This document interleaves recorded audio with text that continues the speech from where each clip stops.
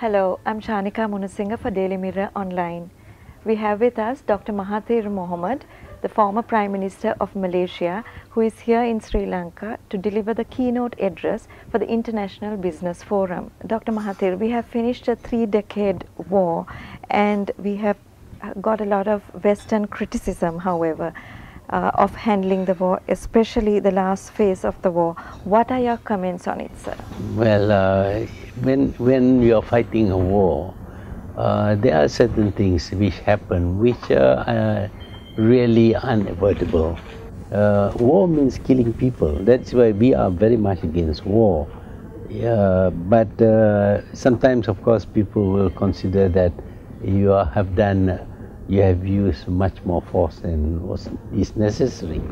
But over time, I think it's the way you treat the defeated people which is going to be important. If they are integrated within society and they also benefit from the kind of development you are going to carry out, I'm quite sure that world opinion will change. Currently, there are allegations against Sri Lanka on human rights violations. This has been particularly for the withdrawal of GSP+. What are your comments on that, sir? I think the probe should be done internally first, using judges and other highly respected people.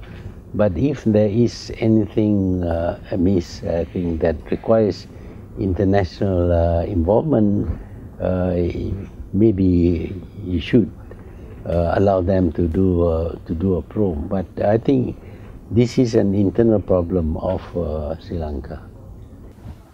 With Asian economies gearing up for accelerated growth and leading the global economic recovery, Sri Lanka is poised to take off in a post-war environment, carefully crafted policies for sustainable development. What is the advice that you will give? Well, I think one of the most important things that we did in Malaysia was to choose models and to learn from the models how to carry out development. So now it's a time for you to determine who your model should be. And it's not necessary to be just one model, maybe a whole range of models. And I think you can learn a lot about development from these models. There are some leaders who have called Sri Lanka's president, His Excellency the President Mahinda Rajapaksa, an extremist Sinhalese or a Sinhala extremist. What is your impression of our leaders, sir? Well, I was also called an extremist, a dictator. But if you work for your people, even eventually you will be exonerated. It is your stand that Asia needs stability and economic growth more than civil liberties.